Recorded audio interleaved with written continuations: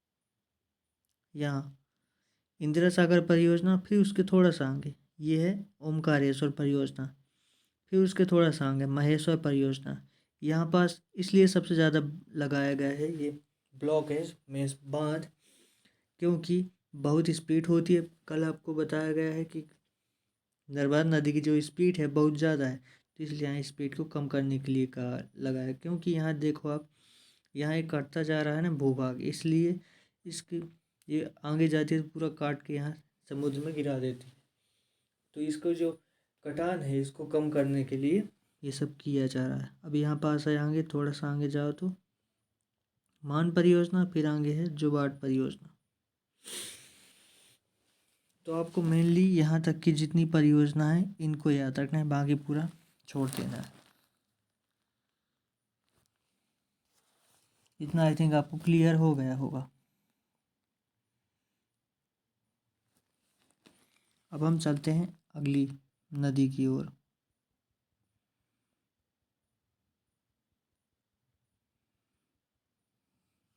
देखिए अगली नदी है सोन नदी। तो सोन नदी आपको दिख रही है, निकलती है यहाँ पास से, करेक्ट। और इस पर कौन सी परियोजना है अभी याद रखो आप, सोन नदी पर ये बाढ़ सागर परियोजना यहाँ पास है। इतना याद रखना है आपको। अब कौन से डिस्ट्रिक्ट से निकलती है हम देखेंगे। तो सोन नदी का उद्गम कहाँ से हुआ है, जस्ट एकदम इसी के बगल से है। तो यहाँ पास वही है अनूपपुर, और इधर से निकल जाती है नर्मदा नदी, और इधर से निकल जाती है सोन नदी। तो अमरकंटक वही जगह है, अमरकंटक की मैकाल श्रेणी से ही निकलती है। मतलब मैकाल श्रेणी की अमरकंटक चोटी जो सबसे ऊंची है अमरकंटक की, और अमरकंटक किसकी है, मैकाल श्रेणी की चोटी है। और मैकाल श्रेणी क्या है, विंध्याचल की श्रेणी है, विंध्याचल पर्वत की। विंध्याचल पर्वत कैसा है, बुढ़ा हो चुका है, मतलब जो पहाड़ जैसे रहता है, यह ऊपर से थोड़ा, यह बहुत ज़्यादा कट गया, मीन्स बोला जाए तो समतल ज़्यादातर हो गया, ज़्यादातर हो गया है।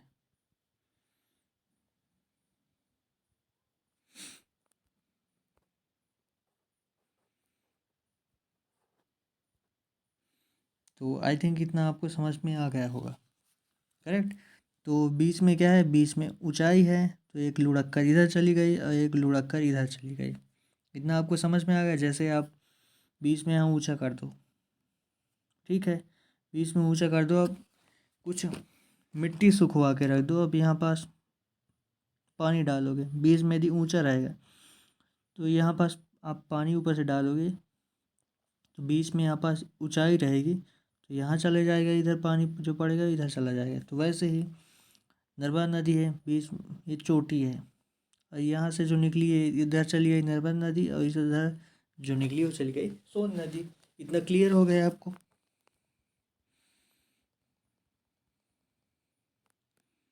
क्यों, क्योंकि ये पहाड़ी है, तो ऊंचाई ऐसी आकृति के कारण ये सब होता है।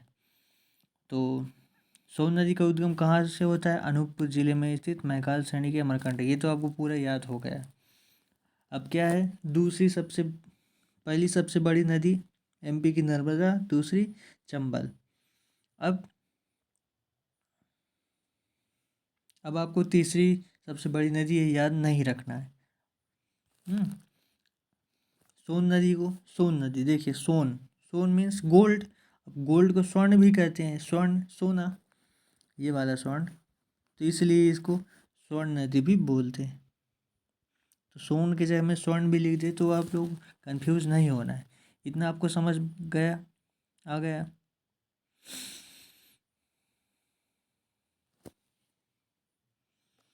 अब देखिए यह यहाँ से निकली और यहाँ से चली गई, तो यहाँ पास है बाढ़ सागर परियोजना, इस पर बनाई गई है, क्योंकि स्पीड से जाती है। इतना नर्मदा बराबर स्पीड नहीं, बहुत कम स्पीड से, और यह यहाँ से निकल जाती है और कहाँ चली जाती है, बिहार में चली जाती है।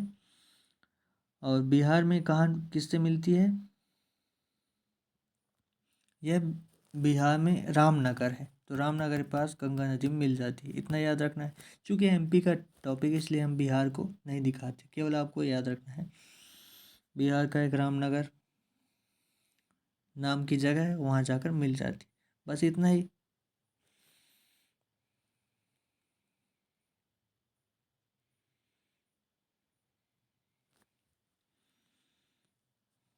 हाँ, दूसरी बात है एमपी के यह शहडोल, सीधी, उमरी तथा उत्तर प्रदेश के सोनभद्र जिले से बहती है। तो ये इसको आप देखो, इसका मैं यहाँ पास से आपको ले चलता हूँ डिस्ट्रिक्ट वाले मैप में।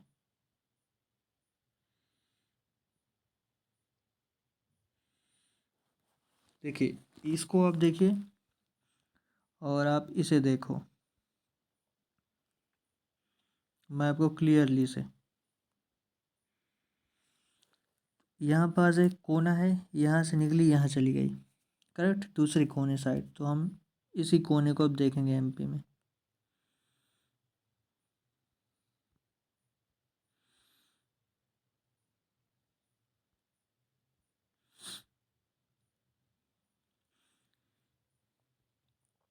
तो देखो अब ये कुछ ऐसा दिख रहा है,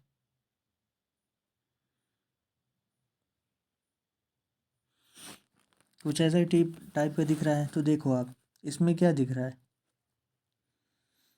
इसमें आपको दिख रहा है शहडोल, यस, अनूपपुर से निकली, ये उमरिया में गई, फिर शहडोल, फिर कहाँ जाएगी, फिर सीधी में गई, फिर एक मिनट, सिंगरौली भी तो आना चाहिए।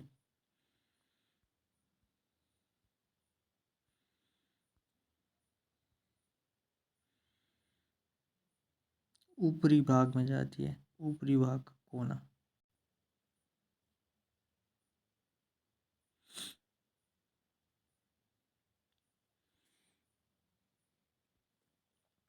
यस, तो ये सिंगरौली को भी क्रॉस करती है, क्योंकि सिंगरौली अभी अभी बना है, इसलिए ये अपडेट करके आपको बता रहा हूँ।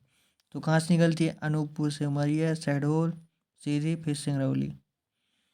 इतना आपको समझ में आ गया, करेक्ट।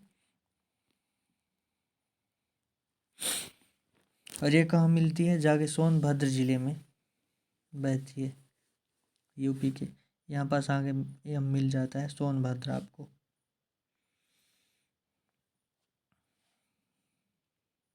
आई थिंक इतना आपको समझ में आ गया होगा।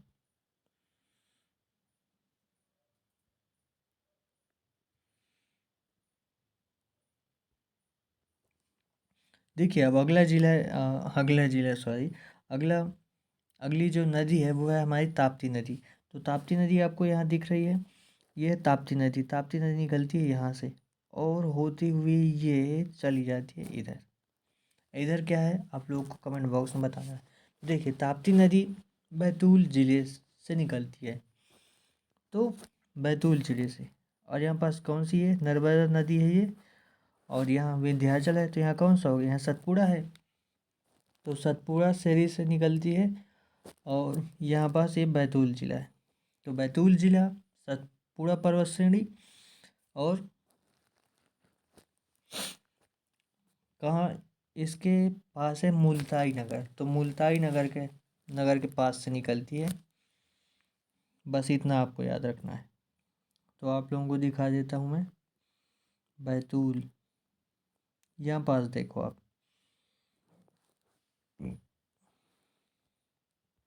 यहाँ आपको दिख रहा है सतपुड़ा पर्वत श्रेणी।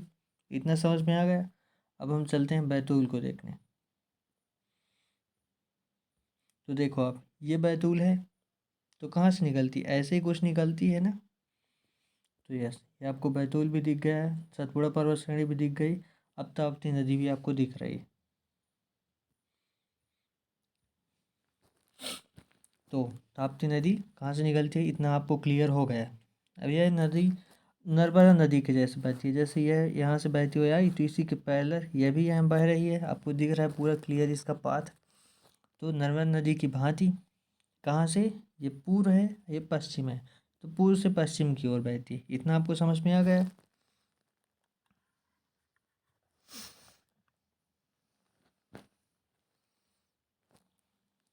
और यह क्या करती है, यह यहाँ से निकली, इतना समझ में आया आपको। अब यह गुजरात में सूरत के निकट, यहाँ पास सूरत है गुजरात आगे, और गुजरात के बाद कहाँ जाती है, खंबात की खाड़ी में भी यह गिर जाती है। यहाँ ये नर्मदा जाकर गिर जाती है और यह भी अरेबियन सी में गिर जाती है। इतना आपको समझ में आ गया। और सिमिलरली उसी प्रकार गिरती है जैसे नर्मदा नदी जाके गिरती है। और बाकी इसमें जो छोटी नदी है, जो सहायक नदी है, उनको याद नहीं रखना है। इतना ही आपको याद रखना है बस। इतना समझ में आ गया आपको। अब इस पर क्योंकि जो भी परियोजना वगैरह है इतना इम्पोर्टेंट नहीं है, इसलिए हम इसकी परियोजना इसको याद नहीं रखेंगे। जितना बताया गया आपको कहाँ से निकलती है और कौन से सिटीज़ के, गुजरात से ये जाती है। अब हम चलते हैं अगली नदी। तो अगली नदी कौन सी है, अगली नदी है बेतवा नदी।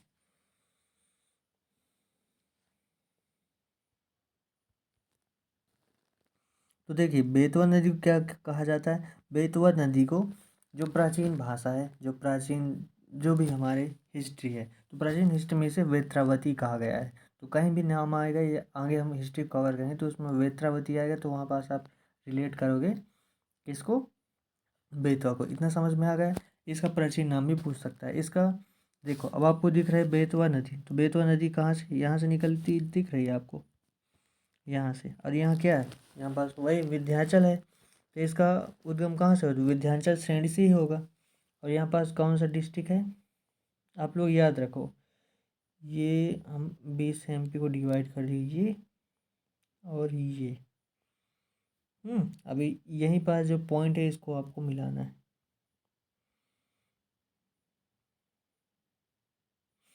तो देखो अब हम पॉइंट को मिलाएंगे।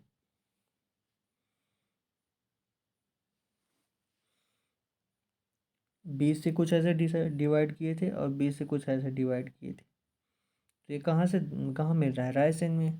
तो ये रायसेन डिस्ट्रिक्ट से निकलती है।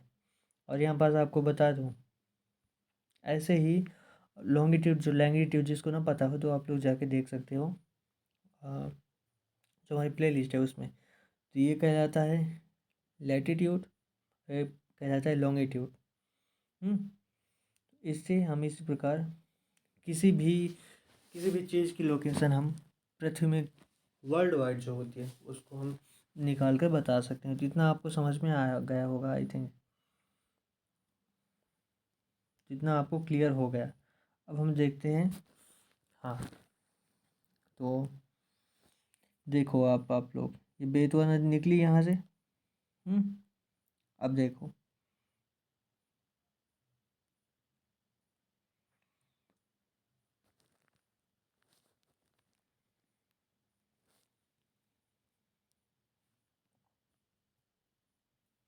और सॉरी आपको डिस्टर्ब हो गए। ये है बेतवा नदी, ये है बेतवा नदी, आपको याद रखना है। बाकी लोकेशन अभी तक जो भी बताया पूरा सही है, बस मुझे बेतवा देखने में थोड़ी दिक्कत आ गई थी, तो कॉमन सी प्रॉब्लम थी। तो ये तो ये क्या करे आपको, देखो यहाँ पास ये यूपी की सीमा बना रही, तो यूपी थोड़ा सा इधर घुसा हुआ है। तो ये क्या करती है, आगे निकलती है और यहाँ यूपी की सीमा बनाती है। यूपी MP की सीमा बनाते हुए आगे निकलती है। इतना आई थिंक आपको समझ में आ गया। और ये कहाँ कहाँ से निकलती है अब आप लोग देखो, यहाँ से निकलती हुए जाती है। तो इसमें कौन सा है, राजगढ़ परियोजना पर यहाँ पास रोक के बनाया गया क्योंकि यहाँ स्पीड ज़्यादा है। वैसे ही आप लोग देखो यहाँ टेढ़ी मेढ़ी चलती है और यहाँ स्पीड ज़्यादा है तो सीधे एकदम भागती है। या आपको समझ में आ गया, जैसे पानी यदि जैसे समतल है, ठीक, समतल है, यहाँ यहाँ कोई खेत है मान लीजिए, थोड़ा बहुत ज़्यादा ऊंचा नीचा है, यहाँ पानी डालोगे धीरे धीरे चला जाएगा।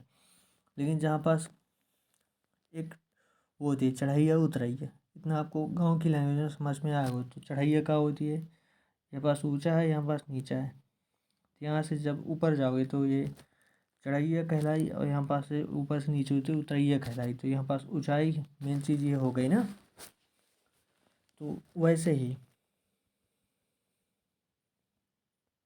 यहाँ पास क्या है, यहाँ पास एक तो उतरैया है, तो ऊपर से नीचे की ओर जाती है तो स्पीड थोड़ी सी बढ़ जाती है, इसलिए सीधा चली जाती है। इतना तो आपको समझ में आ गया। अब यह यहाँ से जब जाती है तो यह बीना, केन, धसान, सिंध, देनवा, कालीभीत, मालनिया, इसकी आदि सहायक नदियाँ हैं जिनकी हेल्प लेते हुए आगे बढ़ जाती है। हालांकि जो नदी मैं आपको बताया ना, बीना, केन, धसान, सिंध, देनवा, कालीभीत, मालनी, इनको याद नहीं रखना है, केवल ऐसे ही अंदर था तो निकल गया था। तो आपको यूपी की सीमा तक जो मैं बताया इतना ही आपको याद रखना है। अब हम लोग देखते हैं अगली नदी। तो आपको वीडियो में कहीं भी कोई भी कॉन्सेप्ट में दिक्कत हो तो आप लोग मुझे बता सकते हो, भेजिएगा। अब हम लोग देखते हैं नई नदी। अब हम लोग देखते हैं नई नदी। तो नई नदी क्या है? काली सिंध। तो काली सिंध आपको दिखती हुई यहाँ पास दिख रही है। तो काली सिंध देखो आप, यहाँ से निकल रही है थोड़ा सा ऊपर, यहाँ पास से जो नर्मदा नदी है उसका जो अपवाह चंद है, इसलिए मुझे थोड़ा सा जुकाम इसी कारण बोलने में दिक्कत हो रही है, तो आप लोग समझ सकते हो। तो ये काली सिंध। तो अब आप लोग को इसकी लोकेशन देखो आप, सीधे ऊपर सीधे नीचे और ये ऐसे।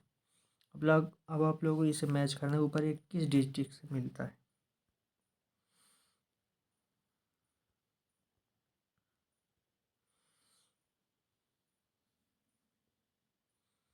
तो आप लोग देखो,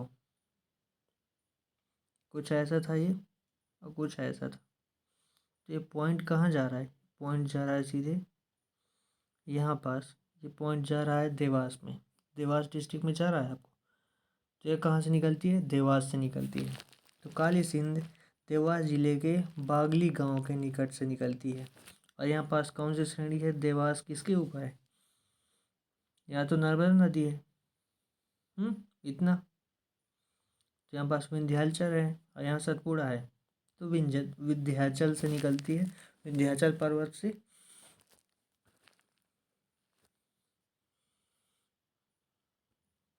अब हम चलते हैं नदी की ओर। तो ये हमारी नदी काली सिंध। अब देखो, काली सिंध जब आगे बढ़ती है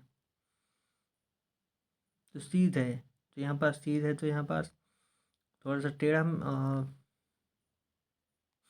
ढलाई होगी। तो ढलाई से नीचे पानी गया, थोड़ा सीध है, यहाँ पास थोड़ा सा ऊंचा होगा, फिर यहाँ ढलाई से चला गया होगा, फिर यहाँ जाकर किससे मिल जाती है? चंबल नदी में मिल जाती है। तो यह राजगढ़ और शाजापुर जिले से बहते हुए ये कहाँ मिलती है? आपको दिख रहा है ये राजस्थान में मिलती है ना, चंबल से।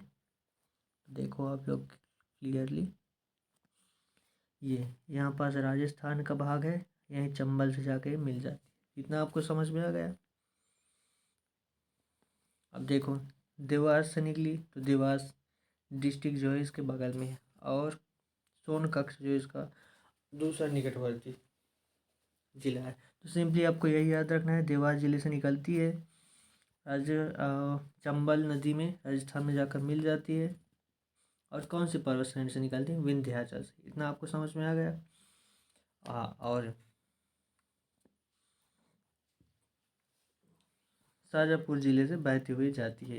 इतना आपको याद रखना है, बाकी कुछ नहीं। कोई दिक्कत हो तो आप लोग शाजापुर आगे देख सकते हो। ये शाजापुर आपको दिख रहा है, ये है देवास। ये आगे जाएगी तो शाजापुर, फिर राजगढ़, फिर आगे निकल जाएगी और यहाँ राजस्थान में मिल जाएगी। कौन कौन पढ़ते हैं आगे? शाजापुर और राजगढ़। इतना आपको समझ में आएगा, बस इतना ही याद रखना है।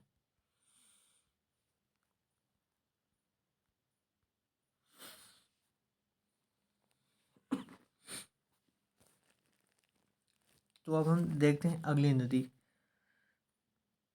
देखो, अब हम अगली नदी देखते हैं तवा नदी। तो तवा नदी आपको कहाँ से दिख रही है? कहाँ से निकलती हुई दिख रही है आपको तवा नदी?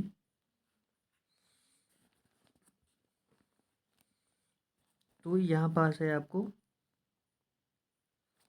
पहले दिखाता हूँ आपको महादेव पर्वत श्रेणी। तो देखो आप, महादेव पर्वत श्रेणी कहाँ दिख रही है आपको? सतपुड़ा पर्वत श्रेणी यहाँ है, तो महादेव पर्वत श्रेणी भी यहीं पास होगी। तो यहाँ पास देखो, ये कौन से डिस्ट्रिक्ट में पड़ेगा?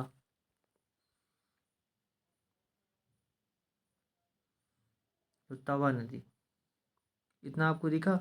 अब ये आगे जो मैंने सतपुड़ा आपको दिखाया था, ये आप लोग इसमें देखो मैप में, तो कहाँ दिख रहा है ये आपको? होशंगाबाद में दिख रहा है।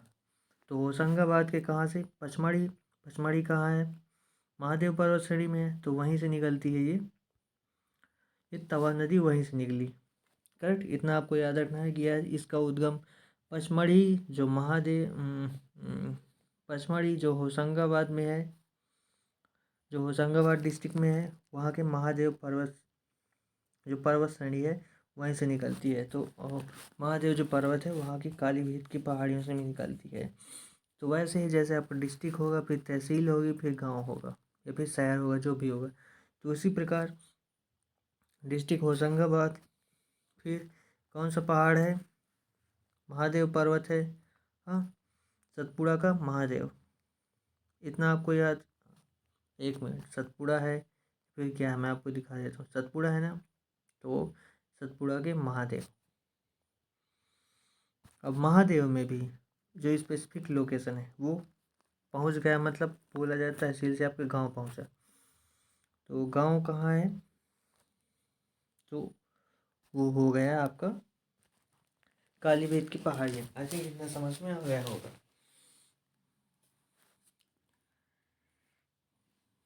तो इस पर कौन सी परियोजना बनाई गई? तो तवा नदी पर तवा परियोजना बनाई गई है। आप लोगों को यहाँ दिख रहा है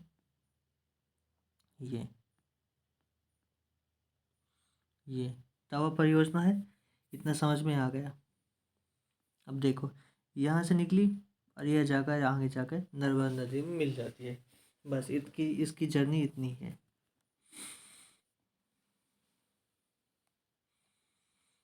अब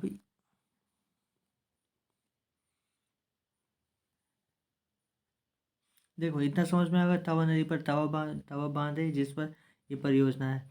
अब देखिए, सबसे बड़ा लंबा बांध जो एमपी का है वह तवा नदी पर बनाया गया। किस पर? तवा नदी पर, यहीं पास बनाया गया है इसको। किसके? तवा परियोजना के अंतर्गत। इतना समझ में आ गया यहाँ पास।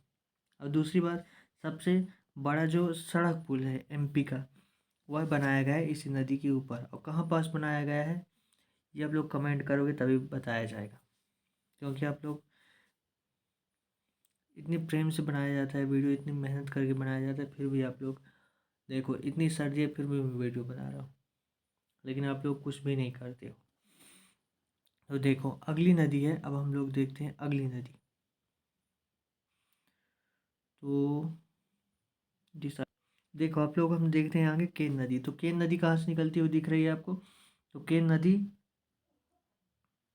यहाँ से सोनार नदी है, यहाँ से बेदवर नदी है। तो केन नदी यहाँ से निकलती है। करेक्ट। तो केन नदी यहाँ से निकलेगी और ये कहाँ का भाग है? यहाँ पास आपको दिख रहा है। तो रीवा पन्ना के पठार के अंतर्गत आता है। कौन सी? भांडेर पर्वत श्रेणी आपको दिख रही है। ये रीवा पन्ना के पठार, ये भांडेर पर्वत श्रेणी।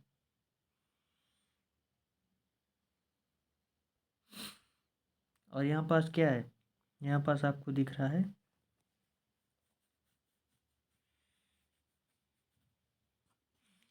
तो वही जो भांडेर पर्वत श्रेणी है वहीं से निकलती है, और यह निकलती हुई कहाँ जाती है? कटनी, फिर बांदा जिला। कटनी से होते हुए बांदा जिला में जाके घुस जाती है। इतना आपको समझ में आ गया होगा। अब वहीं चलते हैं हम नदी वाले भाग में। तो यहाँ आपको केन नदी आपको दिख गई। तो केन नदी कटनी से होती हुई चली जाती है। इतना आपको समझ में आ गया। अब केन नदी का जो पुराना नाम है, जो हिस्ट्री में है, उसको बोलते हैं सुक्तिमती या फिर दीर्णामती। इस नाम से जाना जा सकता है, जाना जाता था, मतलब आपको ये याद रखना है। ये भी पूछ सकता है। और कटनी ज़िला आपको यह पूछ सकता है, इतना याद रख सकते हो। और बांदा जिले में जाके समाप्त हो जाती है। यह जाकर किसे? यहाँ पास बांदा जिला है, यहाँ पास ही यमुना नदी में जाके मिल जाती है। इतना आपको आई थिंक समझ में आ गया होगा। केन नदी आपको समझ में आ गई। अब हम चलते हैं आगे अगली नदी। तो अगली नदी कौन सी है हमारी? वेनगंगा नदी। तो वेनगंगा नदी आपको कहाँ पास दिख रही है? तो वेनगंगा नदी आपको दिख रही है यहाँ से। तो वेनगंगा यहाँ से चलती है और यहाँ जाके अटैच हो जाती है। इतना आई थिंक समझ में आ गया होगा। तो वेनगंगा नदी कहाँ से निकलती है? ये सिवनी जिले से निकलती है। अब आपको कैसे पता सिवनी जिला? देखो ये और ये। अब हम चलते हैं ऊपर।